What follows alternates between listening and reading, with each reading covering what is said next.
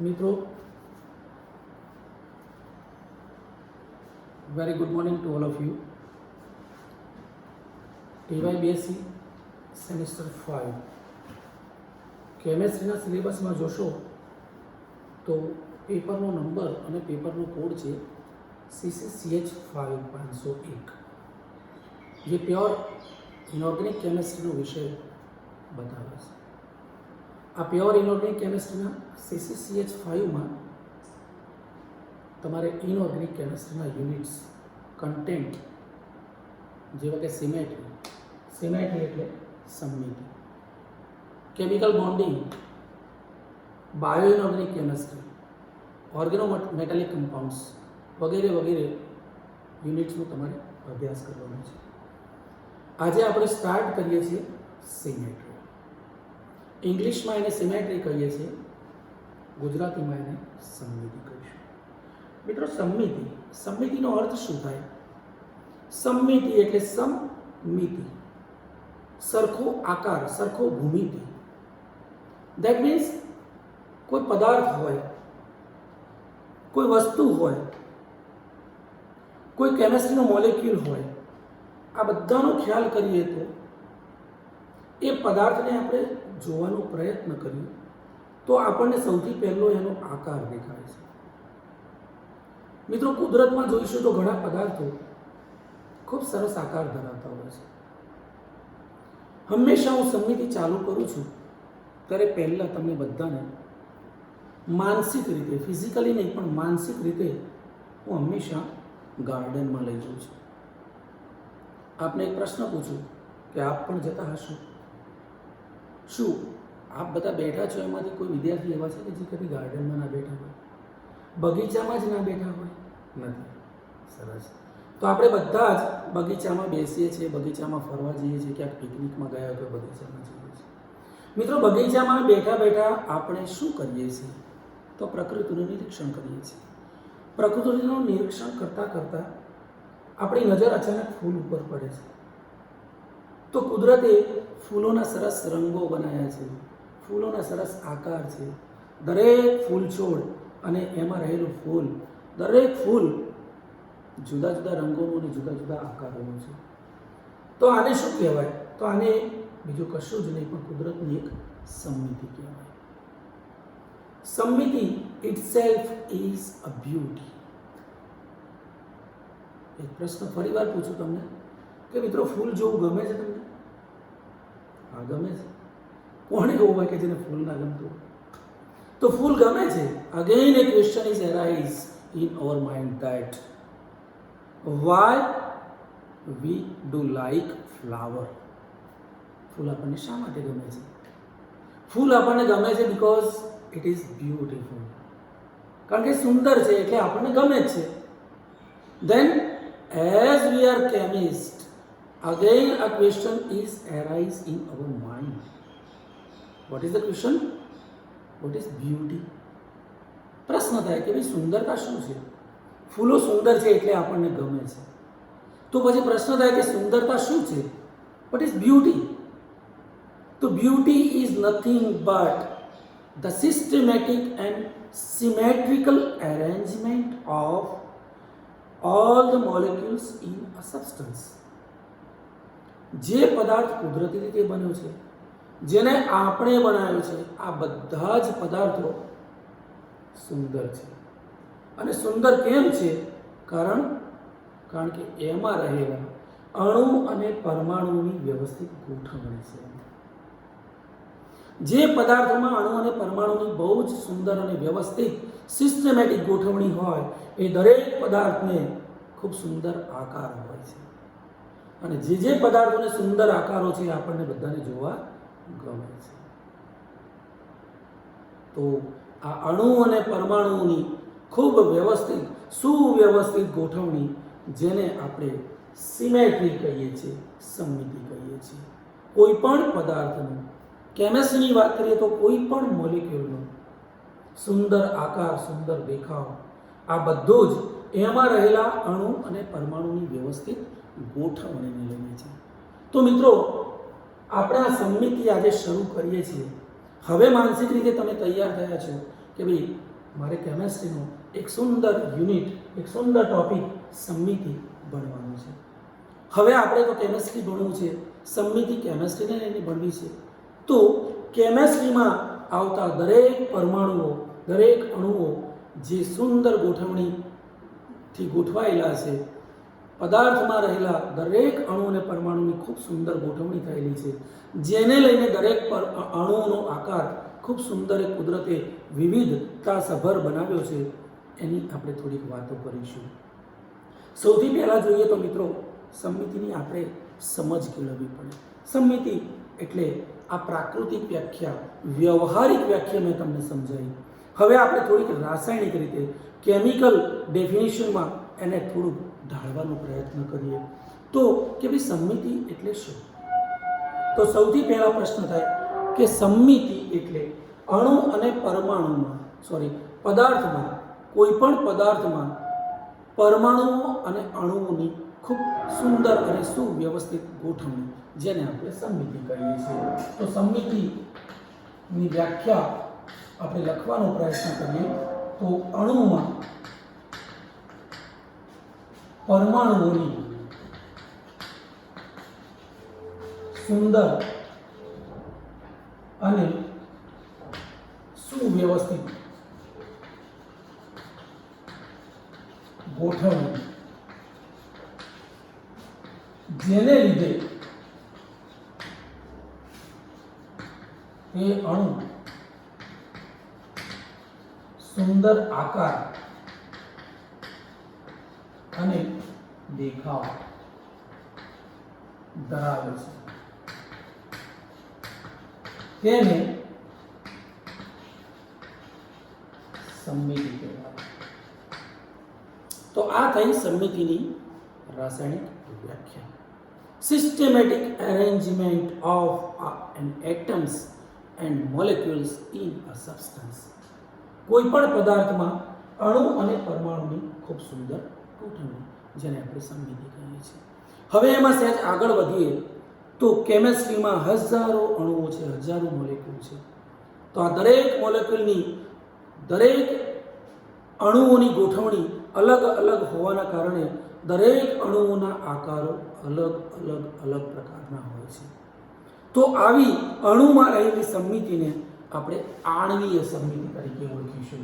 તો બીજો એક નવો કોન્સેપ્ટ યાદ એડ થાય છે, જેને આપણે આણ્વીય સમમિતિ કહીશું. તો આ આણ્વીય સમમિતિને હવે થોડીક વ્યાખ્યામાં આપણે ઢાળવાનો પ્રયત્ન કરીએ. તો મિત્રો, કોઈ પણ પદાર્થ લઈએ, એ કોઈ પણ પદાર્થનું આપણે 3 પ્રકારે સમમિતિ ઓબ્ઝર્વેશન કરી શકીએ છીએ. કોઈ પણ પદાર્થની સમમિતિ આપણે ચકાસવાનો પ્રયત્ન કરીએ તો એના માટે મુખ્ય 3 આપણી પાસે ટૂલ છે કે જેને લઈને આપણે અણુની આણ્વીય સમમિતિનો અભ્યાસ કરી શકીએ છીએ. પણ એ પહેલાં હું તમને એક વાત કહું કે સમમિતિને સમજવાનો સૌથી સરળ જે એક રસ્તો છે એ છે કે કોઈ પણ પદાર્થ છે, કોઈ પણ પદાર્થ જેવો પણ દેખાતો હોય, એ પદાર્થનું જો આપણે પ્રતિબિંબ લઈએ અથવા એનું વિભાજન કરીએ, કોઈ પદાર્થનું વિભાજન કરીએ અથવા એનું પ્રતિબિંબ લઈએ, અને જો એ પદાર્થનો એક ભાગ બીજા ભાગનું પ્રતિબિંબ બનતો હોય, મતલબ બીજા ભાગથી જુદો ન પડતો હોય, as it is same that of first part, બંને ભાગ જો એકબીજાનું પ્રતિબિંબ બનતા હોય, એક ભાગ બીજા ભાગનું પ્રતિબિંબ બનતો હોય, બીજા શબ્દોમાં કહું તો જો એક ભાગ ને બીજા ભાગ ઉપર અધ્યારોપિત કરી શકાતો હોય, ફરીવાર આગળ વધીને કહું તો જો એક ભાગ બીજા ભાગ ઉપર બંધ બેસતો હોય, તો એવો પદાર્થ આણ્વીય સમમિતિ ધરાવે છે એમ કહેવાય. દાખલા તરીકે હું એક ઉદાહરણ આપું. આપણા રસાયણ વિજ્ઞાનમાં સૌથી simplest molecule, easiest molecule to study and to learn હોય તો એ છે H2O નો મોલેક્યુલ, પાણીનો અણુ. પાણીના અણુનું સૂત્ર છે H2O. For example H2O. તો આ ઓક્સિજન છે H1 અને H2. આ ખાલી નંબરિંગ આપણે બે હાઇડ્રોજનને જુદા પાડવા માટે કરીએ છીએ, બાકી બંને એક જ જેવા દેખાતા હોય છે. સમિતિમાં કયો હાઇડ્રોજન અહીંયા આવે છે, કયો હાઇડ્રોજન અહીંયા આવે છે, એ નંબરિંગ કરવા માટે આપણને ખરેખર સમિતિ મળી કે નહીં, સમિતિ ક્રિયા ખરેખર થઈ કે નહીં, એ જાણવા માટે આપણે એને લેબલિંગ કરીએ છીએ. લેબલિંગ કરવાથી આપણને આઈડિયા આવતા હોય છે. તો આ એક H2 નો અણુ છે, ઓક્સિજન હાઇડ્રોજન હાઇડ્રોજન H2O. જો આનું આપણે પ્રતિબિંબ લઈએ તો એ પ્રતિબિંબ મને આ પ્રકારે મળશે.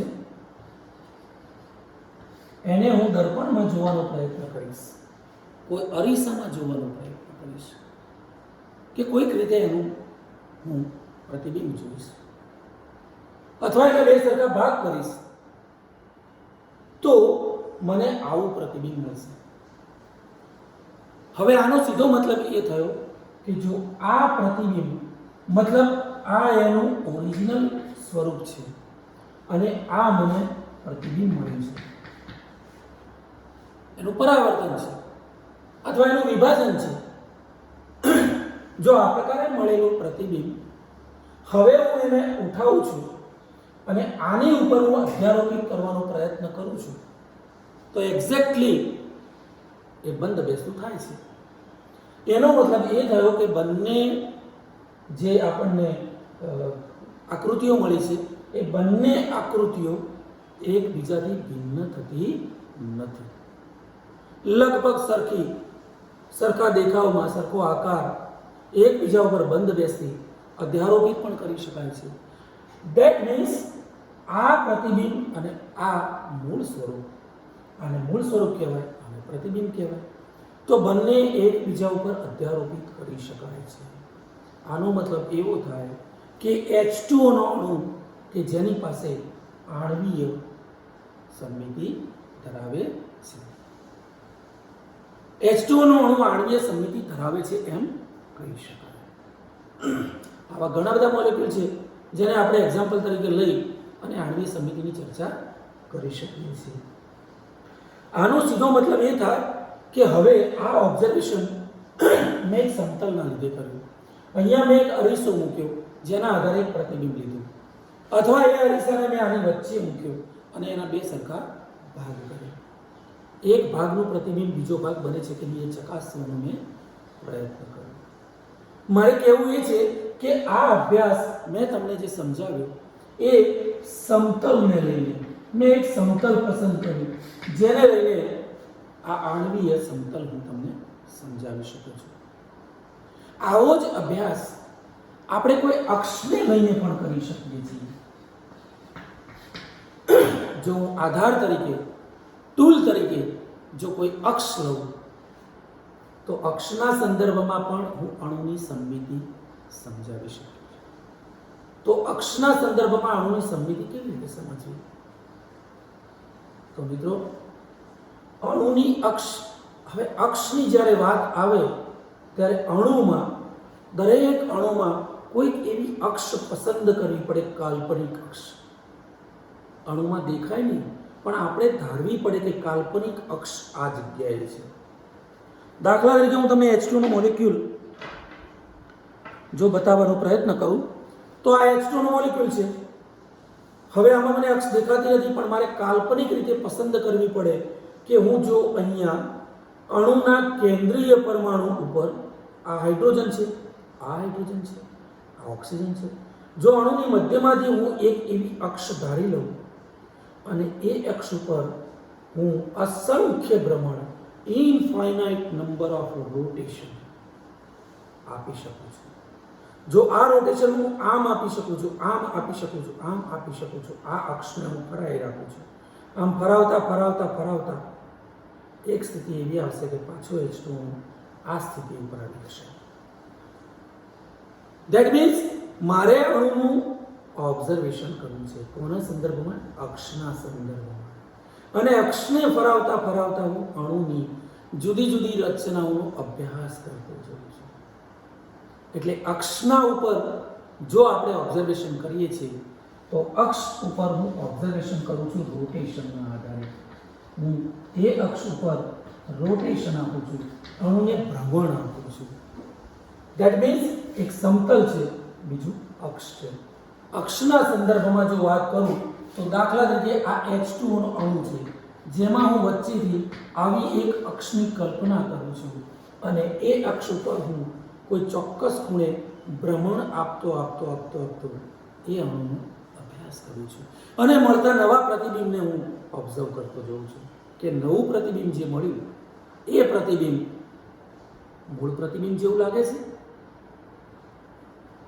તો હું અભ્યાસ કરવા માટે સમતલનો આધાર લઉં છું, હું અભ્યાસ કરવા માટે અક્ષનો આધાર લઉં છું.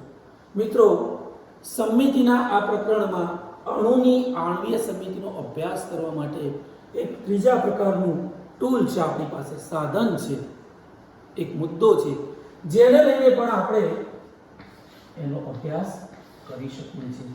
અને એવું ત્રીજું જે મુદ્દો છે, પોઈન્ટ છે અભ્યાસ કરવા માટેનો, એ છે કેન્દ્ર. તો કેન્દ્રના સંદર્ભમાં પણ હું અણુની સમમિતિનો અભ્યાસ કરી શકું છું. દાખલા તરીકે કાર્બન ડાયોક્સાઇડ લઉં. કાર્બન ડાયોક્સાઇડ જેમાં કેન્દ્રીય પરમાણુ કાર્બન છે અને આજુબાજુ રહેલા પરમાણુઓ ઓક્સિજનના છે. તો ઓક્સિજન 1 છે, ઓક્સિજન 2 છે અને કેન્દ્ર સ્થાને કાર્બન છે. હવે મારે કેન્દ્રના સંદર્ભમાં આણ્વીય સમમિતિની ચર્ચા કરવી છે. તો આ કેન્દ્રમાં બધા જ અણુઓમાં આવા કેન્દ્રો નથી હોતા, પણ કેટલાક અણુઓમાં આવા કેન્દ્રો છે કે જેના સંદર્ભમાં પણ હું અણુની સમમિતિની ચર્ચા કરી શકું છું, આપણે કરી શકીએ છીએ.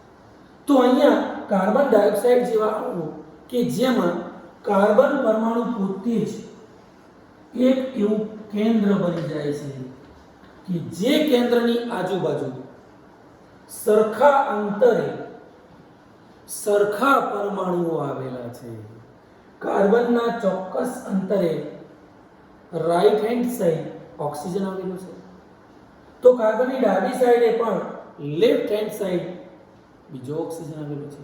સરખા અંતરે સામ સામે જો સમાન પ્રકારના પરમાણુ હોય અને હું આ કેન્દ્ર ઉપર એક કાલ્પનિક કેન્દ્ર ઉપર જો હું પરાવર્તન કરું, જેને હું ઉત્ક્રમણ કહું છું, કેન્દ્ર ઉપર હું ઉત્ક્રમણ વિચારું છું.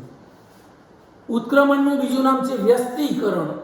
જો હું વ્યસ્તીકરણ કરું છું તો મને સરખા અંતરે સરખો પરમાણુ મળે છે. રાઈટ? બીજું આવું સરસ ઉદાહરણ આપણી પાસે છે. આને સમજવાનું, કેન્દ્રને સમજવાનું. જો હું ટ્રાન્સ ઇથિલિન ડાયક્લોરાઇડ લઉં છું, ટ્રાન્સ ઇથિલિન ડાયક્લોરાઇડ, જેને હું આ પ્રકારે બ્લેકબોર્ડ ઉપર દોરી શકું છું. H1 H2 Cl1 Cl2. મિત્રો, આ ટ્રાન્સ ઇથિલિન ડાયક્લોરાઇડ નામનો અણુ એવો છે કે જો તમે જોશો તો બંને કાર્બન પરમાણુ દેખાય છે. અહીંયા એની વચ્ચે ડબલ બોન્ડ છે, દ્વિબંધ. આ double bond itself is a centre. જો અહીંયા એક કાલ્પનિક કેન્દ્ર આપણે પસંદ કરીએ, કાલ્પનિક કેન્દ્ર, હું કલ્પના કરું છું કે અહીંયા એક કેન્દ્ર છે, જે કેન્દ્રની આજુબાજુ હું સમમિતિનો અભ્યાસ કરું કેન્દ્રના સંદર્ભમાં, તો મને આ કેન્દ્રથી સરખા અંતરે, અહીંયા Cl છે તો અહીંયા સરખા અંતરે Cl છે. જો હું આમ અભ્યાસ કરું તો આ કેન્દ્રથી સરખા અંતરે H2 છે, એટલા જ અંતરે અહીંયા H1 મને દેખાય છે. હવે જો અહીંયા ઉત્ક્રમણ ક્રિયા કરું, વ્યસ્તીકરણની ક્રિયા કરું, તો મને આ ઇથિલિન ડાયક્લોરાઇડનો મોલેક્યુલ Cl1 નું ઉત્ક્રમણ અહીંયા થાય છે, H1 નું ઉત્ક્રમણ અહીંયા થાય છે, સિમિલરલી H2 નું ઉત્ક્રમણ અહીંયા થાય છે અને H1 નું ઉત્ક્રમણ અહીંયા થાય છે. હવે જો હું આ પ્રતિબિંબ, આ મૂળ રચના છે, આ સમતુલ્ય રચના છે, મને ઉત્ક્રમણ ક્રિયા કર્યા પછીનું સ્વરૂપ જે મળ્યું છે એ છે. But what we do want, હું એવા પ્રયત્નમાં છું, આપણે એવા પ્રયત્નમાં છીએ કે મને ઉત્ક્રમણ ક્રિયા કર્યા પછી મળતું નવું પ્રતિબિંબ, મળતી નવી રચના, જો એને હું થઈ અને મૂળ રચના ઉપર હું મૂકું છું તો એની ઉપર અધ્યારોપિત કરી શકું છું. બીજા શબ્દોમાં કહું તો રચના 1 અને રચના 2 બંને એકબીજા ઉપર બંધ બેસતી છે, અભિન્ન લાગે છે. ધેટ મીન્સ આ અણુમાં આ કેન્દ્ર છે. તો આ કેન્દ્રના સંદર્ભમાં સમમિતિની હું ચર્ચા કરું છું અને અણુની સમમિતિ સમજાવી શકીએ છીએ આપણે. તો હવે આ 3 આપણા આધાર સ્તંભો છે સમમિતિ સમજવાના. અહીંયા સમતલ અક્ષ, સમતલ ઉપર પ્રતિબિંબ લેવામાં આવે, પરાવર્તન લેવામાં આવે, અક્ષ ઉપર ભ્રમણ ક્રિયા કરવી પડે અને કેન્દ્ર ઉપર ઉત્ક્રમણ કરવું પડે, જેને ઇંગ્લિશમાં ઇન્વર્ઝન પણ કહેવામાં આવે છે. ઇન્વર્ઝન, ઉત્ક્રમણ ક્રિયા. એનું બીજું નામ છે વ્યસ્તીકરણની ક્રિયા. તો આ 3 એક એવા ટૂલ છે આપણી પાસે કે જેને લઈને આપણે સમગ્ર સિમેટ્રીના આ પ્રકરણનો, સિમેટ્રીના પ્રકરણમાં આવતા સમગ્ર હજારો મોલેક્યુલ્સ નો આપણે અભ્યાસ કરી શકીએ છીએ. તો આ 3 આપણા મુખ્ય ટૂલ છે સમમિતિ સમજવાના. હવે આ 3 એક એવા આધારો છે જેની ઉપર કરવામાં આવતી ક્રિયાનું નામ આપણે સમજવાનો પ્રયત્ન કરીએ. સમતલ, તો સમતલ એટલે અનંત છે. સમતલ દરેક અણુમાંથી કોઈકની કોઈક જગ્યાએથી સમતલ પસાર થતા જ હોય. તો સમતલ ઉપર કરવામાં આવતી ક્રિયા જેને હું પરાવર્તન કહીશ, રિફ્લેક્શન કહીશું. અક્ષ ઉપર કરવામાં આવતી ક્રિયાને હું રોટેશન ક્રિયા કહીશ. Reflection, rotation operation and then inversion.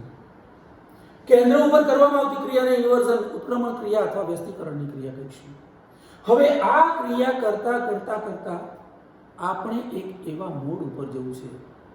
મેં આગળ વાત કરી મિત્રો કે H2 નો અણુ છે એની ઉપર હું ઘણા બધા અનંત રોટેશન આપી શકું છું, પણ બધા રોટેશનમાં, બધા ભ્રમણ ક્રિયામાં મને બંધ બેસતા બંધારણ ન પણ મળે.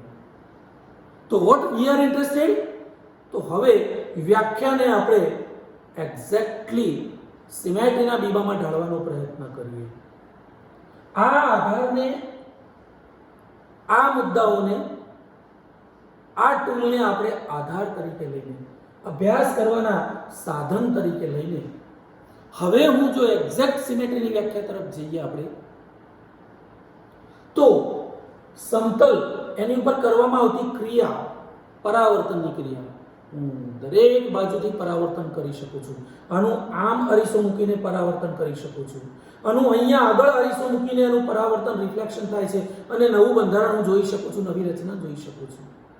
આમ મૂકીને જોઈ શકું છું, આમ મૂકીને જોઈ શકું છું, આમ મૂકીને જોઈ શકું છું, અને વચ્ચે પણ અરીસો મૂકીને હું કલ્પના કરી શકું છું કે જો અરીસોની વચ્ચેથી પસાર થાય તો મને આ હાઇડ્રોજન અહીંયા દેખાશે, આ હાઇડ્રોજન અહીંયા દેખાશે. મારો કહેવાનો મતલબ છે ઘણી બધી પ્રકારે હું પરાવર્તન કરી શકું છું. ઘણી બધી એકની એક અક્ષ ઉપર હું હજારો ઇનફાઇનાઇટ નંબર ઓફ રોટેશન ક્રિયા કરી શકું છું. કેન્દ્ર ઉપર હું ઘણી બધી પ્રકારે ઉત્ક્રમણ ક્રિયા કરી શકું છું.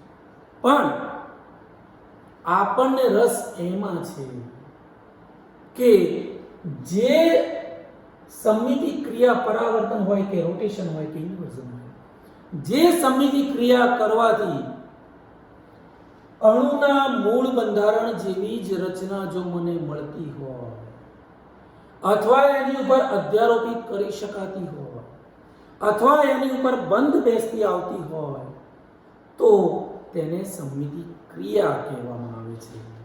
તો બાકીની ક્રિયાઓ ક્રિયાઓ કહેવાય. પણ આ ત્રણ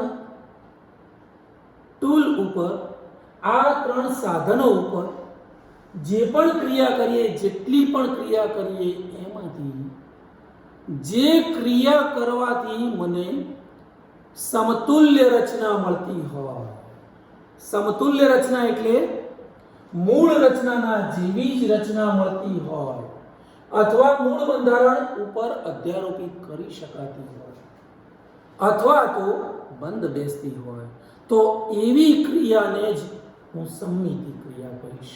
તો આવી સમમિતિ ક્રિયાઓ મિત્રો 5 પ્રકારે થાય છે. અને સમમિતિ ક્રિયાઓ કરવા માટે જે 5 સમમિતિ તત્વોનો આપણે આધાર લઈએ છીએ, એ આધાર આ 3 સાધનોનો ઉપયોગ કરીને આપણે આ 5 સમમિતિ તત્વો જે આપણને સમમિતિ ક્રિયા કરવામાં ખૂબ મદદરૂપ થાય છે, એ બધા જ સમમિતિ તત્વો આપણે આ પ્રકારે સમજી શકીએ છીએ. તો આવા સમમિતિ તત્વો આપણે લખીને સમજીએ. તો પહેલું સમમિતિ તત્વ છે સમમિતિ સમતલ. સમમિતિ સમતલ, સમમિતિ સમતલની સંજ્ઞા થાય છે સિગ્મા. આવા 3 પ્રકારના સમમિતિ સમતલો છે, એનો વિગતવાર અભ્યાસ જોઈશું. એક ઉર્ધ્વ સમમિતિ સમતલ છે, બીજું હોરિઝોન્ટલ સમક્ષિતિજ સમમિતિ સમતલ છે, અને ત્રીજું વર્ટિકલ છે, લંબ દિશામાં. તો આવા 3 સમમિતિ સમતલો છે જેને આપણે એ પ્રકારે આપણે એનું પરાવર્તન લઈ શકીએ છીએ. અત્યારે હાલ આપણે એટલું સમજીએ કે એક સમમિતિ સમતલ, સમમિતિ તત્વ જેનું સિમ્બોલ થાય છે સિગ્મા, અને આની ઉપર જે ક્રિયા કરીએ છીએ એ પરાવર્તનની ક્રિયા કરીએ છીએ. પ્રતિબિંબ લઈએ છીએ આપણે, જેમ અરીસામાં આપણો ફેસ જોતા હોઈએ, આપણું પોતાનું પ્રતિબિંબ આપણે અરીસામાં જોતા હોઈએ કે આપણે કેવા લાગીએ છીએ, તો એ પ્રકારે અણુનું એક સમતલના સંદર્ભમાં પરાવર્તન લેવાનું છે. બીજું એક તત્વ છે ભ્રમણ અક્ષ.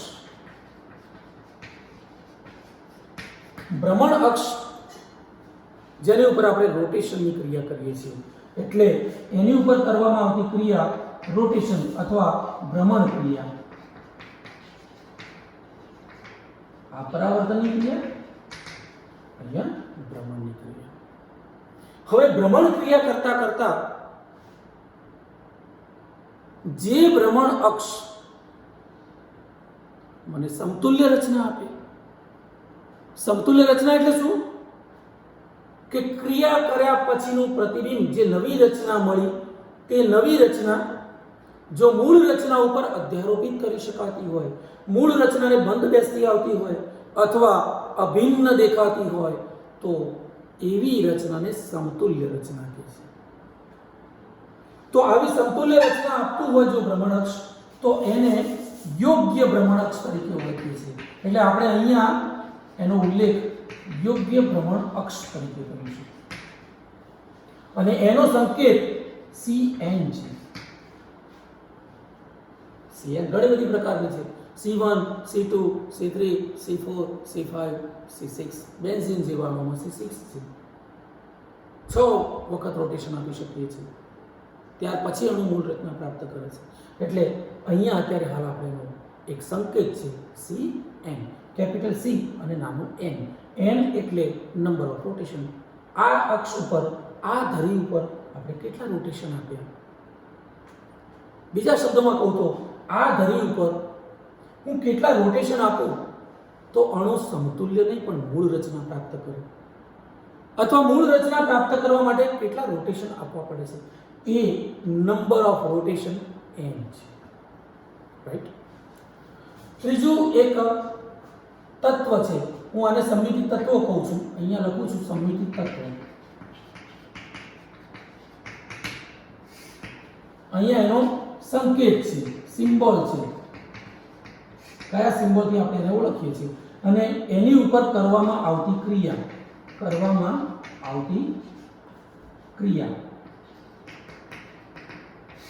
આ પ્રકારે.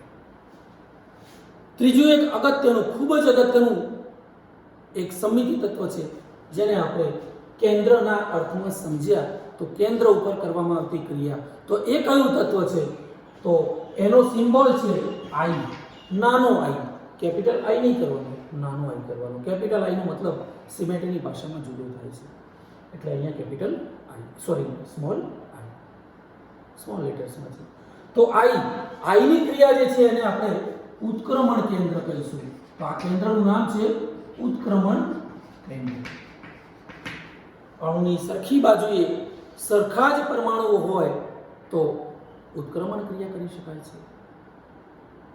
જે કેન્દ્ર ઉપર ઉત્ક્રમણ ક્રિયા કરવાથી અથવા વ્યસ્તીકરણની ક્રિયા કરવાથી જો અણુ મૂળ બંધારણ પ્રાપ્ત કરતો હોય અથવા મૂળ બંધારણના જેવું બંધારણ પ્રાપ્ત કરતો હોય, જે આપણને અભિન્ન રચના આપે, બંધ બેસતી રચના આપે, તો એવા કેન્દ્રને ઉત્ક્રમણ કેન્દ્ર કહેવાય. એનો સંકેત છે આઈ અને કરવામાં આવતી ક્રિયા છે એનું નામ છે ઉત્ક્રમણ ક્રિયા. એનું બીજું નામ છે વ્યસ્તીકરણ. વ્યસ્તીકરણની ક્રિયા. મિત્રો ત્રીજું તત્વ છે અયોગ્ય ભ્રમણ અક્ષ.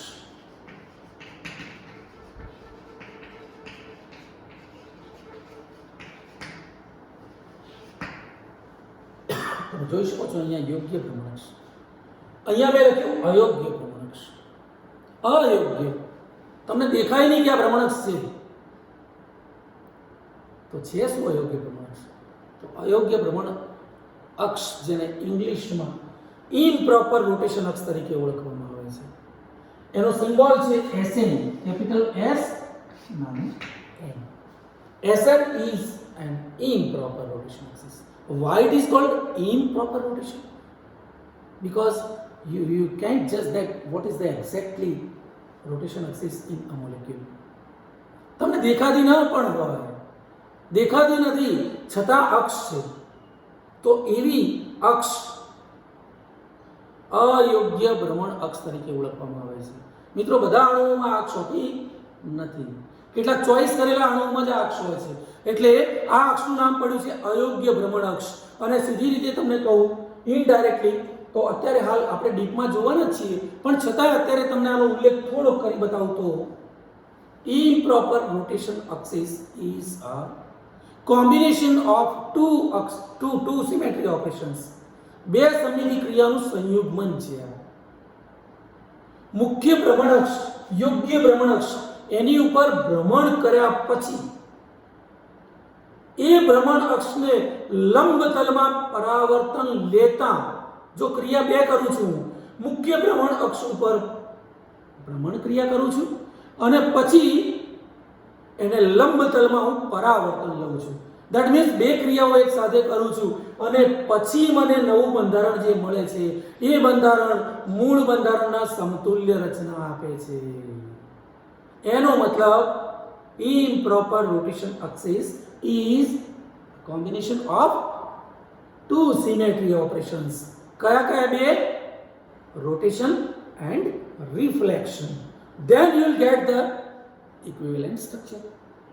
સમતુલ્ય રચના મને ત્યારે જ મળશે, એટલે આને અયોગ્ય ભ્રમણ અક્ષ કહું છું. અને એની ઉપર પણ ભ્રમણ અને પરાવર્તન, એટલે એનું નામ છે અયોગ્ય ભ્રમણ અક્ષ. એના ઉપર કરવામાં આવતી ક્રિયા ભ્રમણ પરાવર્તન ક્રિયા. બે ક્રિયાઓનું સંયોગમન છે, એટલે એની ક્રિયા ભ્રમણ પરાવર્તન ક્રિયા તરીકે ઓળખાય છે. અને છેલ્લું જે અગત્યનું તત્વ છે, જે વિશ્વના દરેક પદાર્થ, દરેક અણુ, દરેક કોઈ અણુ એમાંથી બાકાત નથી, અને એવું એક સમિતિ તત્વ જે આપણને સમિતિ સમજવામાં બહુ જ મદદરૂપ થાય છે, જે દરેક અણુ પાસે હોય, દરેક પદાર્થ પાસે હોય, that is the identity of the substance or a molecule. કોઈ પણ પદાર્થ કે કોઈ પણ અણુની આઈડેન્ટિટી એને ગુજરાતીમાં આપણે કહીએ છીએ તદેવ. તદેવ એક સમિતિ તત્વ છે જેનો સિમ્બોલ છે કેપિટલ E અથવા કેપિટલ આઈ. આ સિમ્બોલથી પણ એને ઓળખવામાં આવે. તો એની ઉપર કરવામાં આવતી ક્રિયાને આપણે અદેવ ક્રિયા તરીકે ઓળખીશું. તો આ 5 સંમિતિત તત્વો અને 3 સંમિતિ સમજવાના આધારો. આજના લેક્ચરનો જો મિત્રો હું કન્ક્લુઝનના રૂપમાં તમને સારાંશ કહું તો આજે આપણે 2 વસ્તુ મુખ્ય શીખ્યા. પ્રાકૃતિક રીતે સંમિતિ છે શું? કુદરતમાં સંમિતિ કઈ કઈ જગ્યાએ દેખાય છે? સંમિતિની વ્યવહારિક વ્યાખ્યા શું? ત્યાર પછી સંમિતિની રાસાયણિક વ્યાખ્યા શું? સંમિતિ શીખવા માટેના જે મેઇન 3 ટૂલ છે, આધાર સ્તંભો છે એના, એ અક્ષ, સમતલ અને કેન્દ્ર, જેને આપણે આધાર તરીકે લઈને સંમિતિનો અભ્યાસ કરી શકીએ છીએ. અને એ 3 ટૂલ ઉપર જે આધાર તરીકે લઈને આપણે ક્રિયાઓ કરી અને એ ક્રિયાઓમાં જે 5 તત્વો આપણને હેલ્પફુલ થાય છે, એ 5 તત્વો જેને આપણે સંમિતિ તત્વો તરીકે ઓળખીએ છીએ. મિત્રો, પરીક્ષામાં ખાસ પ્રશ્ન પૂછાય છે, લોંગ ક્વેશ્ચન, જે 5 કે 6 માર્ક્સનો હોય, સંમિતિ એટલે શું અને સંમિતિ તત્વો સમજાવો. તો તમે આ પ્રકારે એક એક ઉદાહરણ આપી અને સંમિતિ તત્વોનો અભ્યાસ કરી શકો છો. નેક્સ્ટ લેક્ચરમાં આપણે આ દરેક સંમિતિ તત્વો ઉપર કરવામાં આવતી ક્રિયા ઉદાહરણ સાથે સમજીશું. Thank you.